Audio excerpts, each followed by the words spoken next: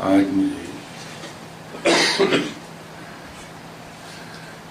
مولانا روم کی حقائق اس وقت معلوم نہیں وہ ذہن میں کیوں آ گئی ایک دم سے. مولانا روم لکھتے ہیں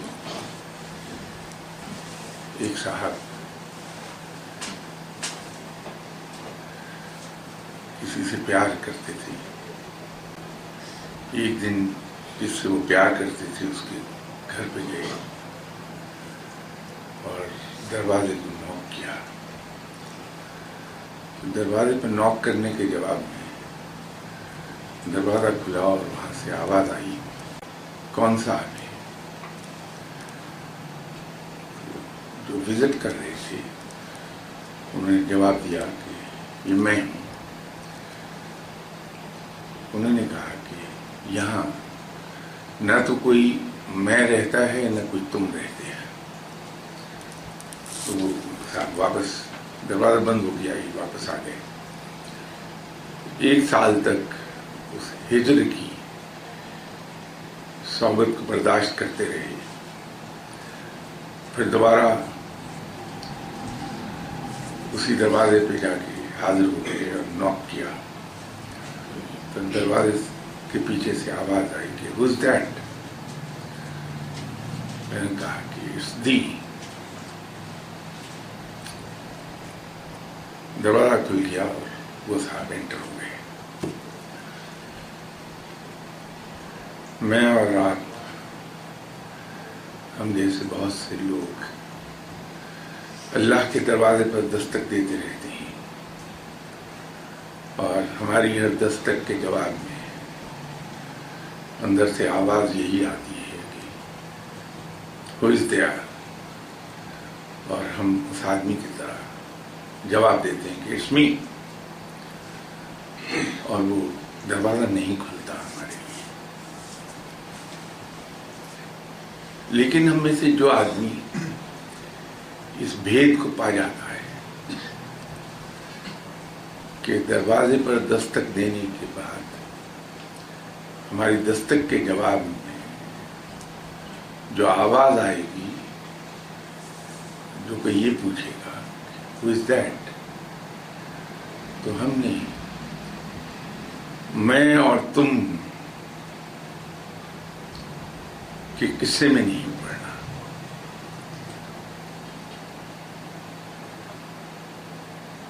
یہ تو مولانا روم ہیں جنہوں نے، کیونکہ علم بے پناہ تھا مولانا روم کے پاس، تو جو آدمی علم کے جتنے بڑے مقام پر فائز ہوتا ہے وہ اتنی ہی بڑی بات کرتا ہے.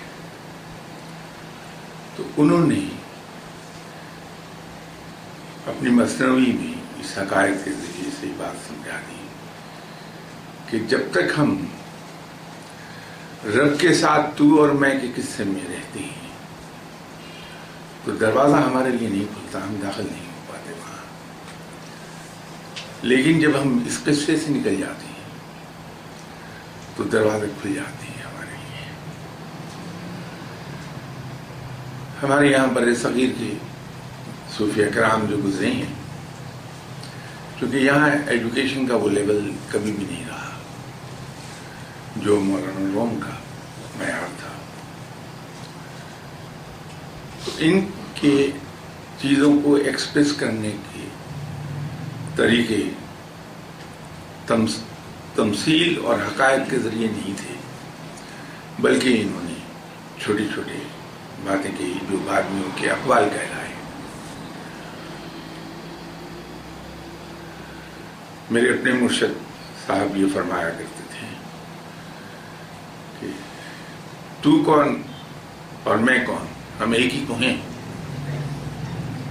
مولانا روم کی جو حقائق ہے، اس کا جو لباب ہے، اس کا جو مورل ہے، اس کی جو جسٹ ہے، اس کو جناب قبلہ بڑے شاہ صاحب نے اس ایک جملے میں کہا کہ تو کون اور میں کون، ہم ایک ہی تو ہیں. تو انسان جب پیار اور محبت کے اس مقام پر چلا جاتا ہے جہاں درمیان سے دوئی اٹھ جاتی ہے، یکجائی پیدا ہوتی ہے، اور جہاں یکجائی آ جائے وہاں دوسراہٹ کا سوال نہیں ہے۔ میں نے یہاں شاید پہلے 2 باتیں عرض کی تھی۔ ایک تو ان بزرگ کا قصہ بیان کیا تھا جن کے پاس لوگ دعائیں کرانے جاتے تھے، اور اللہ تعالیٰ کی عنایت تھی، وہ زبان سے کہہ دیا کرتے تھے کہ جاؤ یہ تمہارا کام ہو جائے گا، اور لوگوں کے کام ہو جاتے تھے۔ اسی شہر میں ایک صاحب رہتے تھے جن کا دعاؤں اور وظیفوں اور تعویذوں پہ یقین نہیں تھا۔ وہ ایک بار مشکل میں آ گئے، ان کے دوستوں نے انہیں بارہا کہا کہ یہاں ایک بزرگ بیٹھتے ہیں، ان کے پاس اب دعا کے لیے چلے جائیے، دعا کروا لیں، اللہ تعالیٰ آپ کے مسائل حل کر دے گا۔ لیکن وہ اپنے عقیدے پر قائم تھے کہ میں نہیں جاتا، یہ سب ڈھکوسلے ہیں۔ لیکن جب حالات نے بہت مجبور کر دیا اور دوستوں نے بہت زور دیا تو بدل ناخواستہ ان بزرگ کے پاس چلے گئے۔ صاحب نظر بزرگ تھے، انہوں نے دیکھ لیا کہ یہ جو شخص میرے پاس آیا ہے دعا کے لیے در حقیقت یقین نہیں رکھتا، تو انہوں نے احتیاط فرمائی کہ بجائے یہ جملہ کہنے کے کہ جاؤ تمہارا کام ہو جائے گا، انہوں نے کہا کہ اچھا میاں اللہ مہربانی کرے گا، اللہ کو منظور ہوا تو وہ تمہارا کام کر دے گا۔ وہ شخص چلا گیا، جس کام کے لیے دعا کرائی تھی وہ کام نہیں ہوا، تو اس شخص نے دوستوں سے کہنا شروع کیا کہ میں تو تمہیں پہلے ہی کہتا تھا کہ یہ فراڈ ہے، سب بکواس ہے، اس آدمی نے لوگوں کو بیوقوف بنایا ہوا ہے، تم لوگ نہ جایا کرو اس کے پاس۔ تو دوستوں نے کہا کہ وہ تمہارا خیال ہے، تمہاری سوچ ہے، ہم تو جائیں گے۔ وہ صرف اپنے دوستوں کو فراڈ سے بچانے کے لیے صاحب اپنے دوستوں کے ساتھ پھر گئے ان کے پاس، اور جا کے ان پہ گرجنے برسنے لگے کہ کہاں کہ تم ولی اللہ بنے بیٹھے ہو، تم نے کہا تھا تمہارا کام ہو جائے گا، وہ کام نہیں ہوا، بلکہ الٹا خراب ہو گیا۔ تو ان صاحب نے بڑا پولائٹلی جواب دے دیا کہ بھائی یہ تو صرف رب ہے، جو چاہتا ہے وہ ہو جاتا ہے، میں رب کا ایک حقیر بندہ ہوں، اللہ کے حضور دعا کرنے والا ہوں، کچھ دعائیں قبول کرتا ہے، اللہ کام کر دیتا ہے، کچھ دعائیں نہیں بھی قبول کرتا، وہ مالک ہے، اس کو کون مجبور کر سکتا ہے۔ ابھی کہہ تو دیا، لیکن دل میں بڑے حیران ہوئے کہ یہ کیا ہوا، اتنے عرصے سے جو میں کہہ دیتا تھا وہ ہو جاتا تھا، اس مرتبہ کیا ہوا۔ تو بیٹھے بیٹھے نظر دوڑائی کہ قصہ کیا ہے، تو پتہ چلا کہ بات رب کو پسند نہیں آئی کہ اس نے دوسراہٹ کا مظاہرہ کر دیا، یہ کہہ کے کہ اللہ کے حضور عرض کر دی ہے انشاءاللہ تعالی اللہ نے کہا تو کام ہو جائے گا۔ تو ڈانٹ یہ پڑی کہ کیا تمہیں مجھ پر بھروسہ ختم ہو گیا؟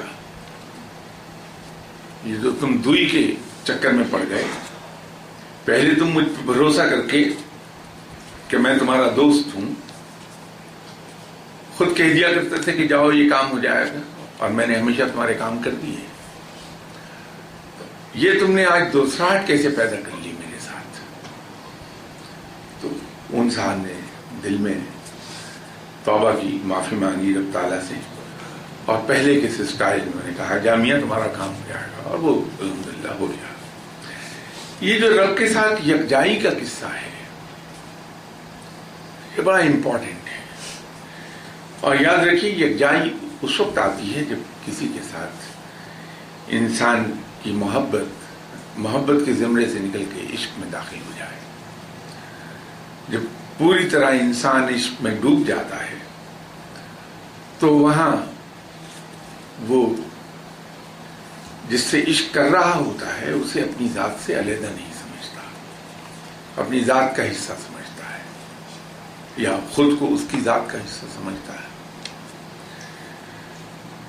تو بڑے ایمان کے ساتھ اور بڑے اعتماد سے وہ کہتا ہے، اس کے بیہاف کو کمٹمنٹ کر لیتا ہے کہ اچھا جاؤ یہ کام ہو جائے گا تمہارا. یہ اولیاء کرام بھی خوب گزرے ہیں. ایک زمانے میں جب میں اسٹوڈنٹ تھا اور ہائی اسکول میں پڑھتا تھا تو کتابوں میں ایک نام پڑھنے میں آیا، بلکہ ان کے 2-4 قصے پڑھے. وہ تھے ملا نصر الدین. تو ہمارا یہ خیال تھا کہ یہ صاحب ترکی میں تھے اور یہ ترکی کے ون آف دی وائزسٹ مین، اور انہوں نے عقل کی باتیں انسانوں کو اپنے ان چھوٹے چھوٹے لطیفوں کے ذریعے سمجھائی ہیں. لیکن جب اس راہ پر آئے تو ایک انکشاف ہوا کہ ملا نصر الدین تو اولیاء کرام کی گھڑا ہوا ایک کردار ہے، تو جو باتیں اولیاء کرام سمجھانا چاہتے ہیں مجھ جیسے نالائق لوگوں کو، وہ ملا نصر الدین کے نام سے لطیفہ سنا دیتے ہیں.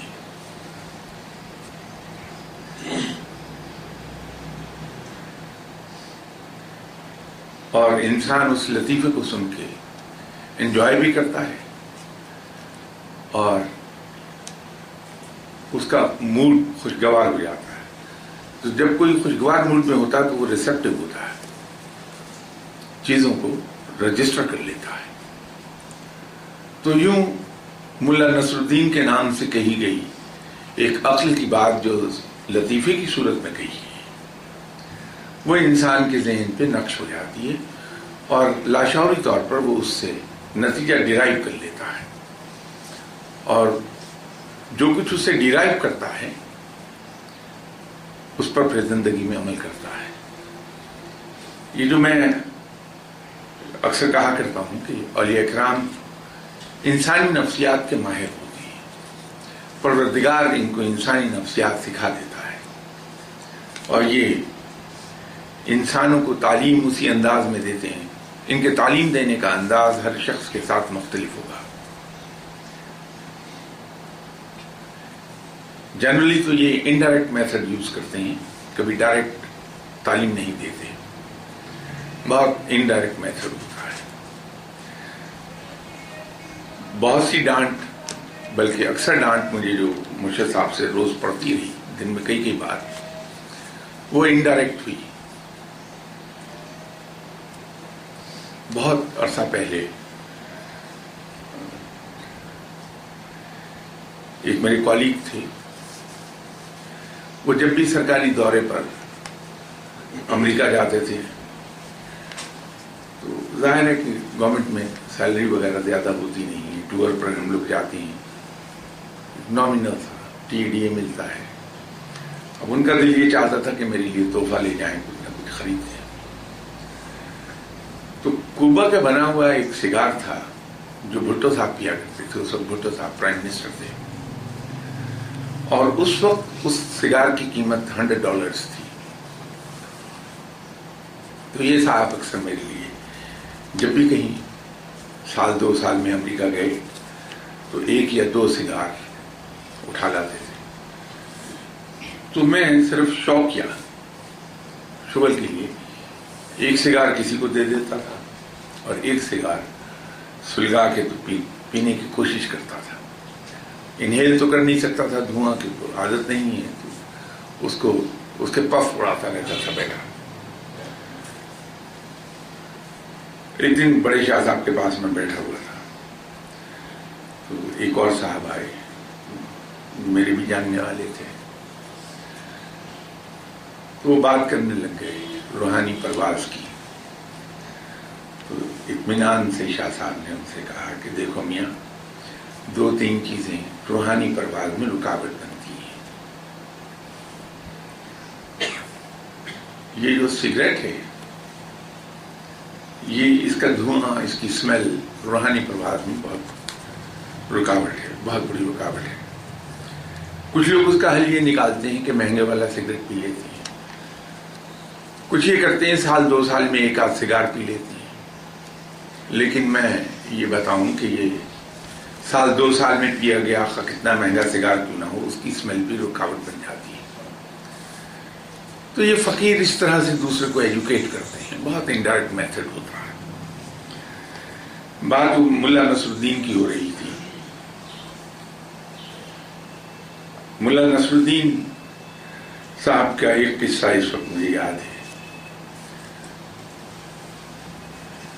बड़ा सबक आमोज है, अगरचे लतीफा है लेकिन बहुत उसमें सबक पिन्हा है।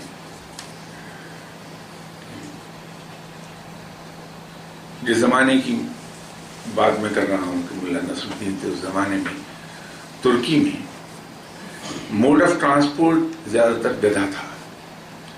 तो लोग एक शहर से दूसरे शहर में गधे पर खुद भी सवार होके जाते थे और सामान भी उसी पर जाता था। मतलब मुल्ला नसरुद्दीन एक दिन एक शहर से दूसरे शहर में सफर कर रहे थे और अपने गधे पर बैठे हुए थे।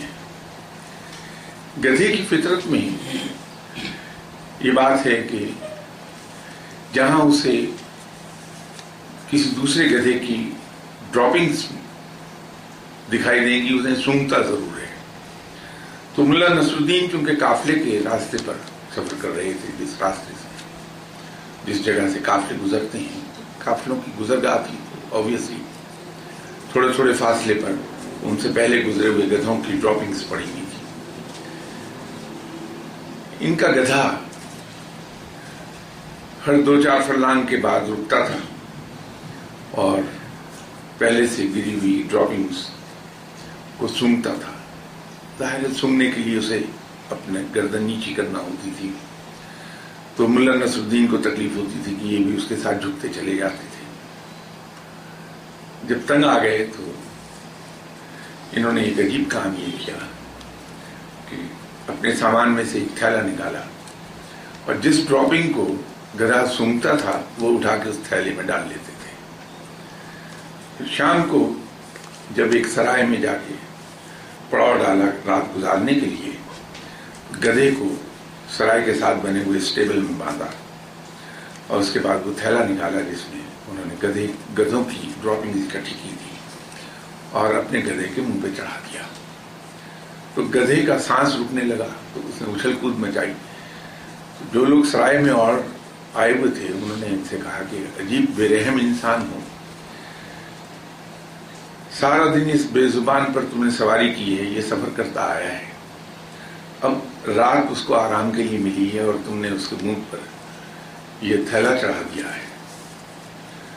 कुछ खौफ खुदा करो, क्यों जुल्म करते हो? तो मुल्ला नसरुद्दीन ने कहा कि मेरा इसमें कोई कसूर नहीं है, ये तो इन ड्रॉपिंग्स को इसने पसंद किया, मैंने सिर्फ इसे उठा के इकट्ठा कर लिया, तो जो इसने पसंद किया है उसका खमियाजा इसको भुगतना चाहिए। अब ये है तो एक जोक,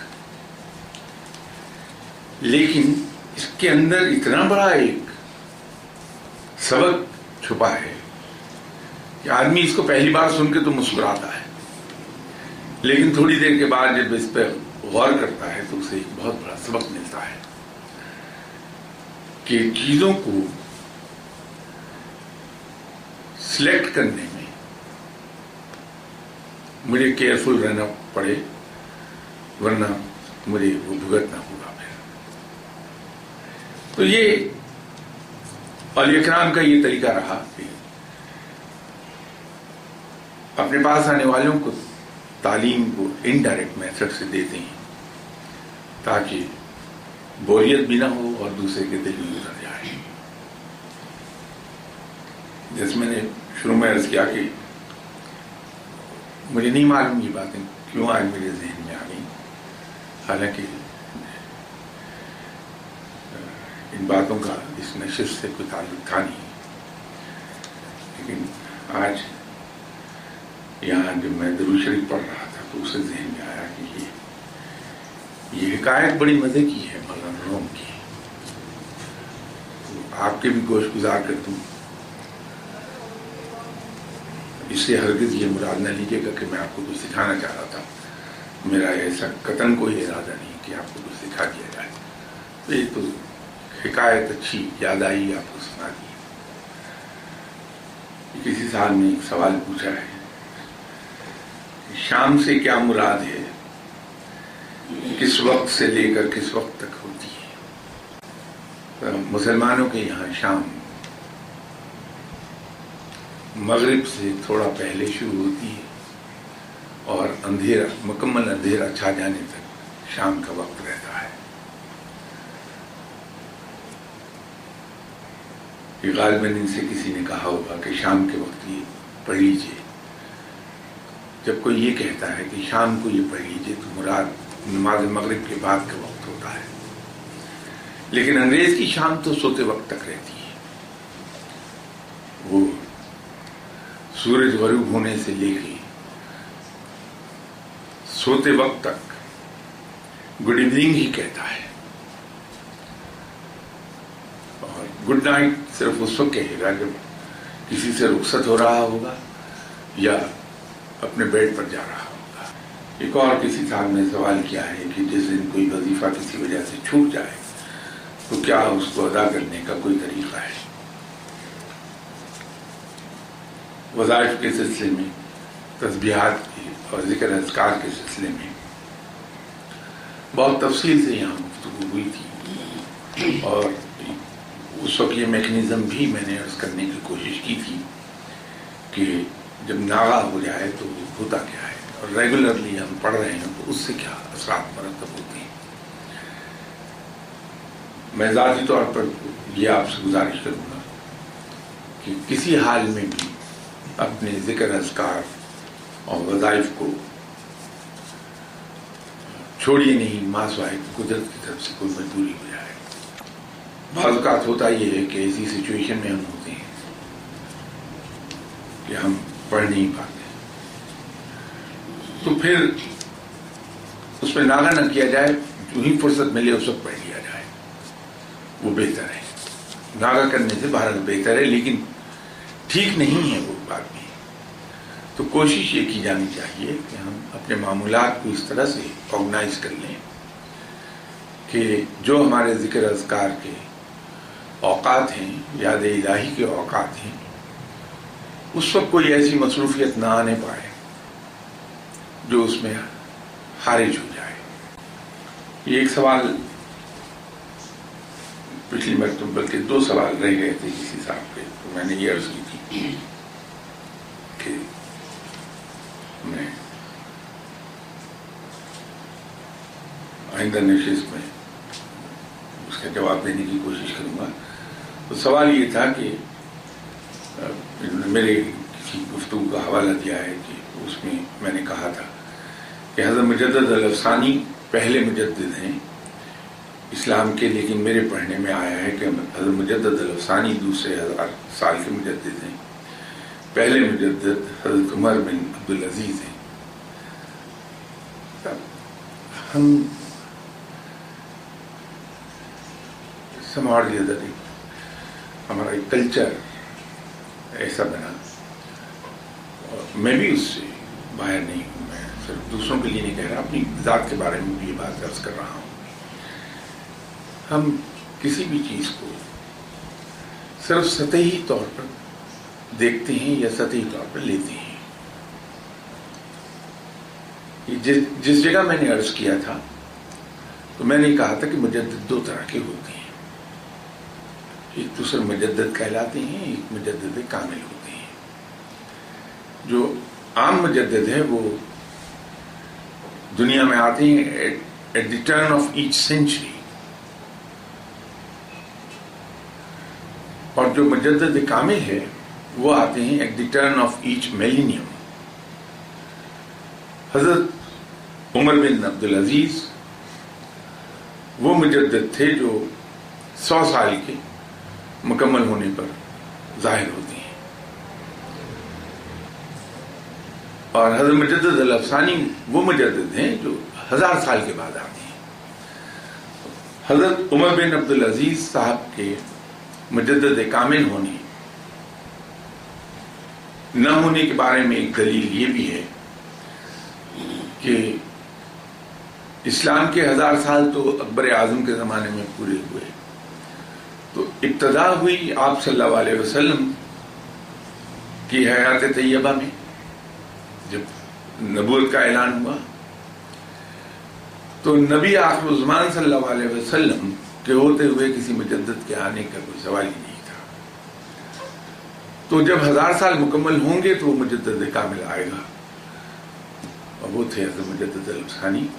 حضرت عمر بن عبدالعزیز 100 سال کے بعد آئے ہیں وہ مجدد، لیکن وہ ذرا سے لیول کا فرق ہے. دوسرا سوال یہ ہے کہ انسانی اعضاء عطیہ کرنا کیسا ہے اسلام میں، کیا یہ جائز ہے؟ دیکھیے صاحب، جیسے میں نے پہلے بھی 2-3 موقعوں پر گزارش کی کہ فتویٰ دینا صرف ان لوگوں کو سزاوار ہے جو اس کے لیے مجاز ہیں، ان کے نام کے ساتھ مفتی لگتا ہے. یہ لوگ پراپرلی کوالیفائڈ ہوتے ہیں اور آتھورائز کیے گئے ہوتے ہیں کہ یہ فتویٰ جاری کر سکتے ہیں، اور ان کا فتویٰ تسلیم ہوتا ہے. میں اس کا مجاز نہیں ہوں کہ فتویٰ دوں، میں تو ایک مسئلے کو ایکسپلین کر دوں گا، آپ کو فتویٰ نہیں دے سکتا میں، وہ کوئی مفتی ہی دے گا. اس پر کافی بحث ہوتی رہی ہے پچھلے 10 سال میں کہ اسلام میں اعضاء کا عطیہ کرنا جائز ہے یا نہیں ہے. بدقسمتی سے اس پر بھی 2 رائے پیدا ہو گئی علماء کے درمیان، اور دونوں طرف سے فتوے جاری کیے گئے. ایک اسکول آف تھاٹ علماء کا یہ کہتا ہے کہ یہ جائز ہے، لیکن ایک بڑا اسکول آف تھاٹ جو میجورٹی میں ہے وہ یہ کہتا ہے کہ اپنے اعضاء کو عطیہ نہیں کیا جا سکتا. غالباً ان کے ذہن میں یہ فتویٰ دیتے وقت یہ ہوگا، غالباً کہہ رہا ہوں، یہ میرا کیس ہے، کہ چونکہ یہ بات ہم پر بڑی واضح کر دی گئی ہے کہ جسم ہمارے پاس اللہ کی امانت ہے، اور اس جسم کو تکلیف نہ دینے کے بارے میں ہمیں تلقین کی گئی ہے کہ ہم اپنے آپ کو ایذا نہ پہنچائیں. تو اگر یہ جسم ہمارے پاس امانت ہے تو ان علماء کے ذہن میں شاید یہ ہوگا کہ اگر ہم اپنا کوئی عضو عطیہ کر دیتے ہیں تو ہم اس امانت میں خیانت کر رہے ہوں گے. یہ غالباً ان کے ذہن میں یہ ہونا چاہیے. تو یہ دونوں اسکول آف تھاٹ موجود ہیں. ایک بہت میجورٹی میں ہے کہ عطیہ نہیں کیا جا سکتا، دوسرا اسکول آف تھاٹ یہ کہتا ہے کہ عطیہ دیا جا سکتا ہے. اب آپ جس کو چاہے اس کو فالو کر لیجیے. ایک اور انہی کا سوال ہے، میں نے ای میل سے بھیجا ہے کہ in your latest lecture 180, in replying to a question, you suggested that as per Ruhaniyat rules, one should seek dua only from his murshid. My question is, what about a sinful person like me who has no murshid and need guidance? Can such person ask for dua to any Ahle Ilm? Is a person who is out of Pakistan can choose a murshid by listening lectures on internet and then requesting that Sahib Ilm to be his murshid. If that Sahib Ilm beautifully refuses to be his murshid, but that person still feels from the bottom of his heart that his Sahib Ilm is his murshid, will this work due to one way traffic? If this person after Isha prayers 2 rakat nafal for murshid who has not given him his consent to be his murshid, well, this person will have du'as and guidance from the murshid.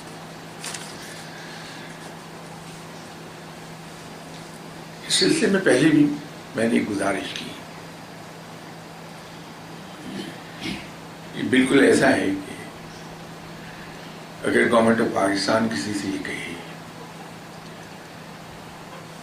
کہ آپ ہماری ملازمت میں آئے بغیر اتنی تنخواہ ہم سے لے سکتے ہیں اور یہ فیسلٹیز ہم سے لے سکتے ہیں اور یہ آپ کو تاعمر اویلیبل ہوں گی، لیکن وہ آدمی اس پر مصر ہو کہ صاحب میں ملازمت ضرور کروں گا، اس غلامی میں ضرور جاؤں گا،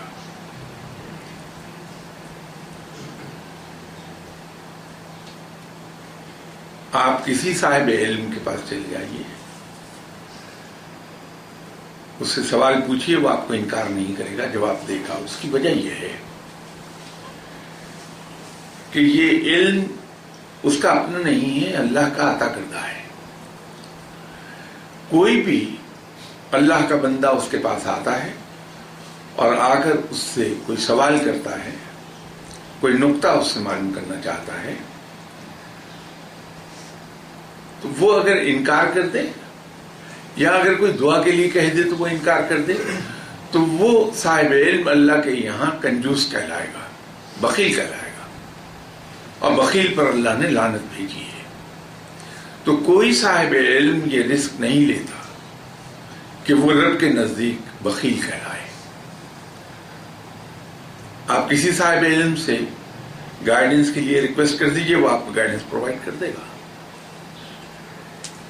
لیکن اگر کوئی شخص، وہ جو رول جس کا حوالہ دیا ہے انہوں نے میرے لیکچر 180 سے، وہ اپلیکیبل ہے صرف ان لوگوں پر جو کسی کو مرشد مان چکے ہیں اور ان مرشد نے انہیں اپنا شاگرد تسلیم کر لیا ہے.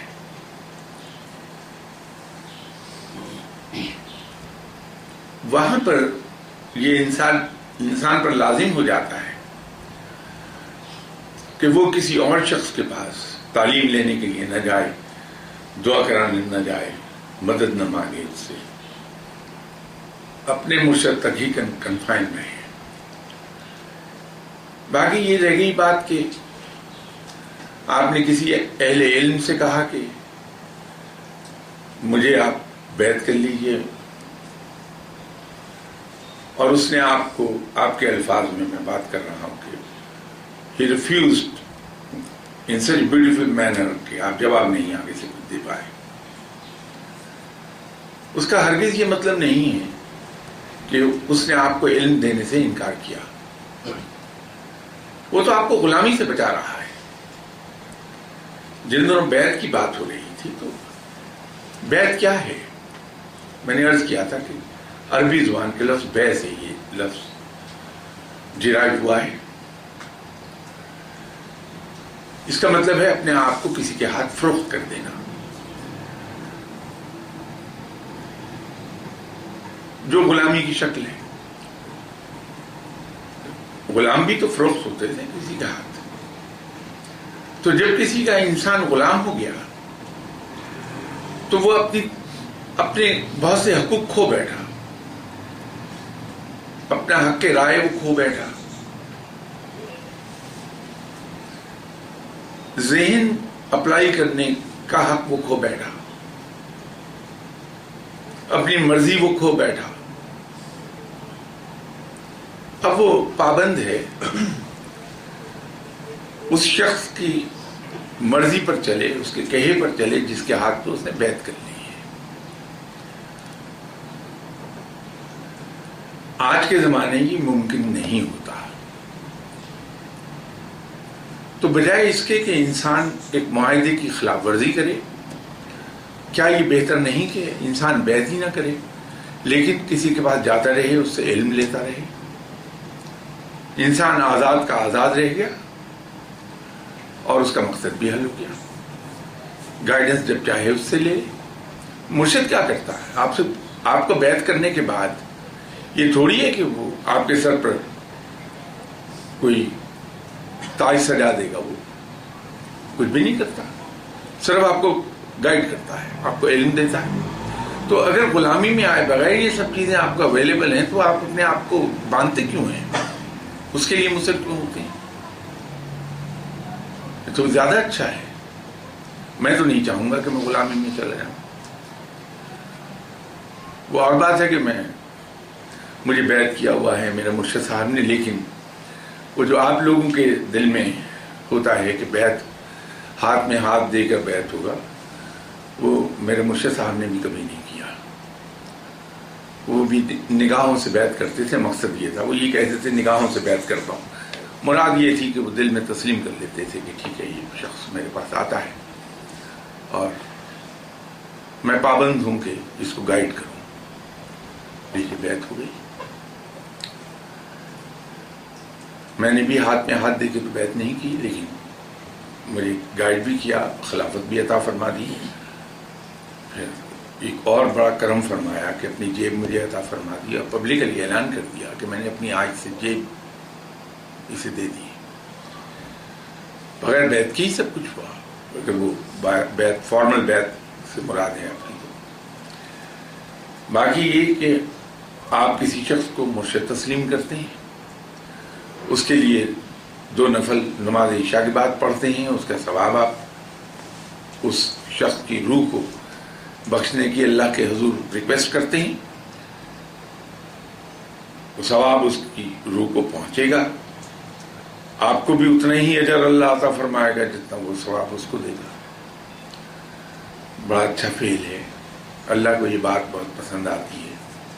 جب یہاں ایک بار دعا کا ذکر ہو رہا تھا تو میں نے عرض کی تھی کہ اگر آپ اللہ سے یہ چاہیں کہ وہ آپ کی دعائیں ضرور قبول کرے، اس کا آسان ترین میسج یہ ہے کہ اپنے دشمنوں کے لیے دعا کیجیے. اپنے لیے دعا نہ کیجیے، اپنے دشمنوں کے لیے دعا کیجیے کہ یا باری تعالیٰ یہ شخص ہے، وہ مشکل میں ہے، تو رحم فرما اس پر اور اس کی یہ مشکل آسان فرما دے. میں یہ تو نہیں جانتا کہ آپ کے دشمن کی مشکلات حل ہو جائیں گی یا نہیں ہو جائیں گی، لیکن یہ میں جانتا ہوں کہ بات اللہ کو اتنی پسند آئے گی کہ آپ پر وہ اپنی رحمتیں نچھاور کر دے گا اس بات پر. تو دوسروں کے لیے، دوسروں کا بھلا چاہنا، دوسروں کے کام آنا، دوسروں کے لیے اچھائی کا سوچنا، یہ رب کو بڑا عزیز ہے اور اس کا اجر خود انسان کو زیادہ ملتا ہے. بہت اللہ عطا کرتا ہے. تو ضرور نفل پڑھیے جس کے لیے بھی پڑھنا چاہتے ہیں آپ. کسی صاحب نے ایک سوال کیا ہے کہ سورہ کہف کے مطالعے سے معلوم ہوتا ہے کہ حضرت موسیٰ علیہ السلام کے پاس علم لدنی نہیں تھا، جبکہ حضرت خضر علیہ السلام کے پاس یہ علم تھا. کیا تمام انبیاء علم لدنی سے آراستہ نہیں ہوتے؟ ابھی میں نے عرض کیا تھا کہ ہم چیزوں کو سطحی چیزوں سطح سے لیتے ہیں، سطحی نظر رکھتے ہیں. جس انسان کی تعلیم و تربیت دونوں، تعلیم بھی اور تربیت بھی، خود رب کرے گا،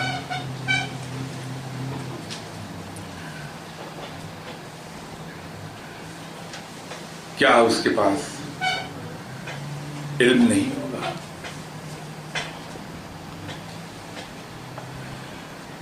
اس کو پورا علم عطا کیا جاتا ہے.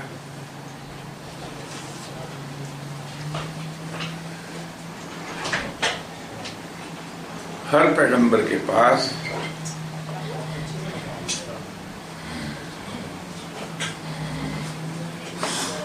بے پناہ علم ہوتا ہے. بات صرف اتنی ہے کہ کچھ لوگوں کے ذمے اللہ تعالیٰ ایک طرح کی ڈیوٹی لگا دیتا ہے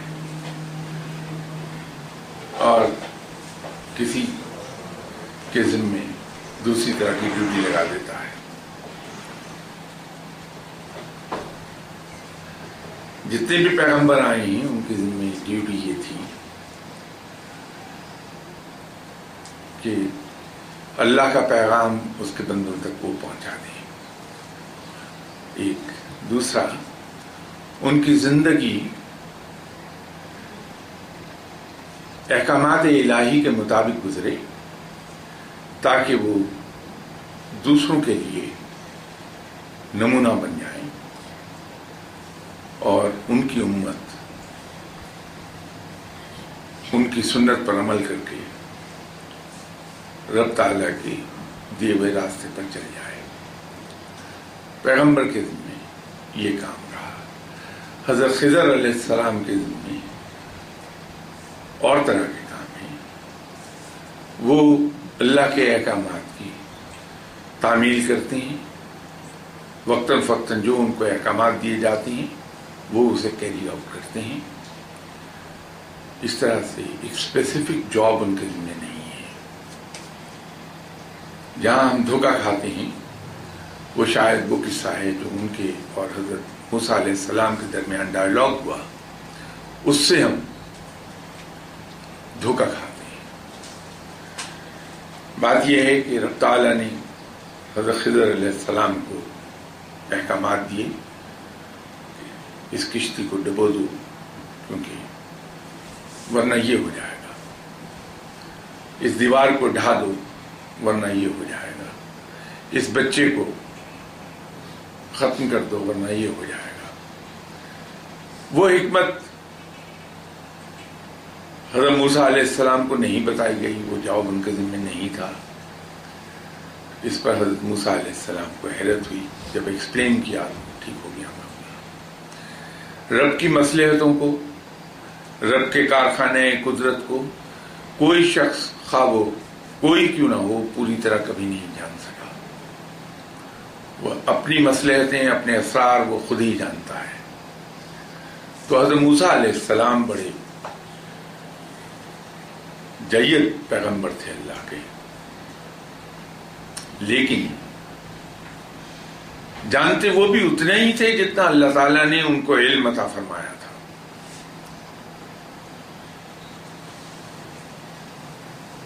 حضرت خضر علیہ السلام سے اگر ان چیزوں سے ہٹ کے کوئی سوال کر لیا جاتا وہ جواب نہیں دے سکتے تھے، اس لیے کہ ان کے علم میں نہیں ہوتی کوئی چیز. وہ بھی اتنا ہی علم رکھتے ہیں جتنا اللہ تعالیٰ انہیں عطا کر دیتا ہے.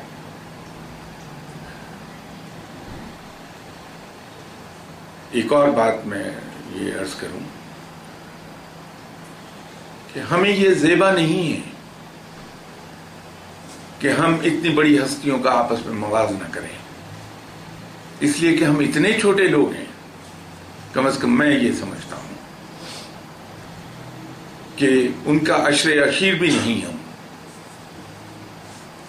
کسی بھی شخص کے علم کی ایکسٹینٹ کا اندازہ صرف اس وقت کیا جا سکتا ہے جب ہمارے پاس ان سے زیادہ علم ہو.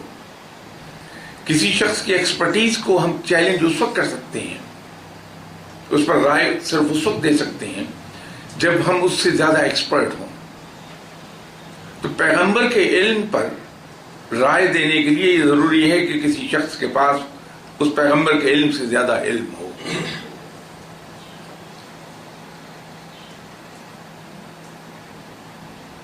یہ بالکل ایسا ہے کہ آج اگر جنگ ہو جائے، یہ میں نے 71 کی لڑائی میں دیکھا ہے معاملہ، تو ایک آدمی جو تعلیم پرائمری اسکول کی بھی حاصل نہیں کر سکا، سڑک کے کنارے کھڑا ہوا گنڈیریاں بیچ رہا ہے،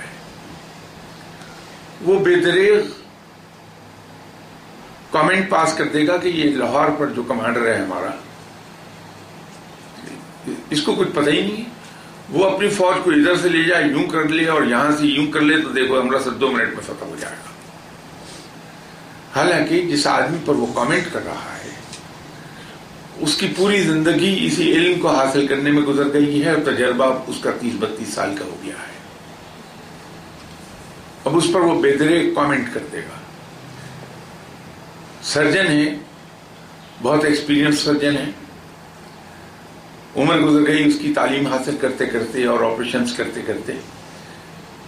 ہم جنہیں سرجری کے الفابیٹس نہیں آتے، ہم بڑا بے دھڑک اس سرجن کی ایکسپرٹیز پر کامنٹ کر دیں گے کہ اس کو پتہ ہی نہیں سرجری ہوتی کیا ہے.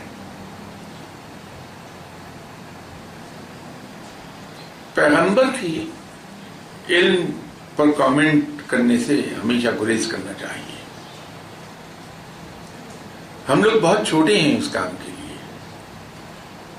ہاں اگر کسی شخص کو پر اللہ ایسی رحمتیں نازل فرما دے کہ اس کے پاس پیغمبر سے زیادہ علم آ جائے جو کہ نہیں آئے گا کبھی, تو پھر وہ کامنٹ کرنے کا حق رکھتا ہے.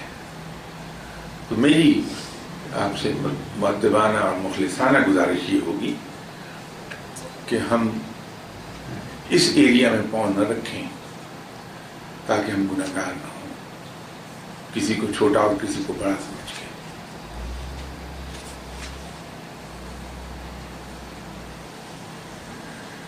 دوسرا انہوں نے سوال یہ کیا کہ کیا علم لدنی تمام اولیاء اللہ کو عطا ہوتا ہے. اس سلسلے میں ایک عرض کر دوں کہ علم لدنی ہے کیا. اسرار الہی سے واقفیت کا نام علم لدنی ہے. رب تعالیٰ بھی جیسے میں نے عرض کیا کہ کوئی شخص اللہ کے تمام اسرار سے واقف نہیں ہو سکتا, صرف اتنا ہی واقف ہو سکتا ہے جتنا رب تعالیٰ چاہے. جتنے رب کی رحمت ہو اس پر, رب تعالیٰ اس سے خوش ہو, اس کو انعام عطا فرمائے کہ تم اتنے حصے کو دیکھ لو, تو اس سے واقف ہو جائے گا وہ. تو یہ علم لدنی اصل میں علم ہے اسرار الہی کا. ہر ولی اللہ بنتا کیسے ہے؟ وہ شخص جس سے رب راضی ہو جائے, خوش ہو جائے, اسے اپنا دوست بنا لے, وہ ولی اللہ ہے. تو رب جس سے راضی ہوتا ہے اسے دین کی سمجھ عطا فرما دیتا ہے, اور جسے دین کی سمجھ عطا فرماتا ہے اسے علم عطا فرما دیتا ہے, اور جسے علم عطا فرماتا ہے اسے عقل و دانش عطا فرما دیتا ہے. تو علم کے ایکسٹینٹ میں فرق ہے, کس ڈگری کا علم ہے, کس درجے کا ہے, کس حد تک کا ہے علم, یہ تو فرق ہے. لیکن تھوڑا سا بھی جسے علم ملا اسے علم لدنی تو حاصل ہو گیا. اور وہ ایسا علم ہے جو محیط ہے ہمارے تمام دنیاوی علوم پر. جب وہ علم حاصل ہوتا ہے تو کورسپونڈنگ ڈگری کا علم دنیاوی بھی آ جاتا ہے اس کو, لیکن ہوتا وہ corresponding to the amount of علم لدنی which has been awarded to that man. وہ ڈگری کا فرق ہے اس میں. یہ تیسرا سوال بھی اسی طرح کا ہے کہ دیکھا گیا ہے کہ اعلیٰ ظرف صاحب علم و عرفان اپنے پاس آنے والوں کو یکمشت بڑی مقدار میں علم عطا کر دیتے ہیں, جس سے وہ 2-2.5 سال کی مدت میں صاحبان کشف و کرامت بن جاتے ہیں, لیکن تربیت کی کمی کی وجہ سے وہ یہ علم ضائع کر بیٹھتے ہیں. ازراہ کرم رہنمائی فرمائیے کہ علم کی ضیاع سے کیسے بچا جا سکتا ہے. گزرتے وقت کے ساتھ اس علم اور اللہ کے قرب میں مزید اضافہ کن کو ممکن ہے. بات یہ ہے کہ یہ ظرف کی بات نہیں ہے, کیونکہ علم لدنی علوم الہیہ ملتے ہی اس آدمی کو ہے جس کا ظرف رب تعالی بہت بڑا کر دیتا ہے. ظرف کے ایک خاص معیار سے کم سطح پر رہے آدمی کو اسے یہ علم عطا نہیں ہوگا, کیونکہ اس کے اندر جو کچھ انسان دیکھتا ہے اسے ایبزارب کرنا پڑتا ہے اپنے اندر, اپنے ہی اندر غرق کر دیتا ہے چیزوں کو انسان. وہ ظرف کی بات نہیں ہے, وہ مزاج کی بات ہے. جتنے صاحبان علم ہیں ان کے مزاج مختلف ہیں. کچھ لوگ ہیں جو اتنے دھیمے اور اتنے مائل اور اتنے نرم مزاج ہوتے ہیں کہ مخلوق کا مجمع لگائے رکھتے ہیں, اپنے مخلوق بیٹھی رہتی ہے, نہیں گھبراتے وہ. کچھ صاحبان ایسے ہیں جو صرف سلیکٹڈ لوگوں کو اپنے پاس آنے دیتے ہیں جن کو وہ چاہتے ہیں کہ آ جائیں میرے پاس. کچھ لوگ ہیں لوگوں کا بار بار آنا پسند نہیں کرتے. وہ یہ چاہتے ہیں کہ میرے پاس آدمی صرف اسی وقت آئے جب اسے ضرورت ہو, مجھ سے رابطہ نہ رکھے کوئی. کچھ صاحبان بالکل ہی نہیں قریب آنے دیتے اپنے. ان کا مزاج جو زندگی میں ہوتا ہے وہی کیفیت ان کے مزاج پر دکھائی دے گی آپ کو. یہ لوگ جو یہ چاہتے ہیں کہ کوئی آدمی میرے پاس بار بار نہ آئے, یہ وہ لوگ ہیں کہ وہ یہ چاہتے ہیں کہ یہ بندہ آیا میں اس کی توقع سے زیادہ اس کو دے دوں اور یہ ایک بار فارغ ہو کے چلا جائے, دوبارہ نہ آئے میرے پاس یہ شخص. وہ دے دیتی ہیں. اور یہ درست ہے کہ علم سے زیادہ ضروری چیز تربیت ہے. جب تک کہ کسی شخص کی تربیت نہیں ہو پائے گی وہ علم کو سنبھال نہیں سکتا, ضائع کر دے گا.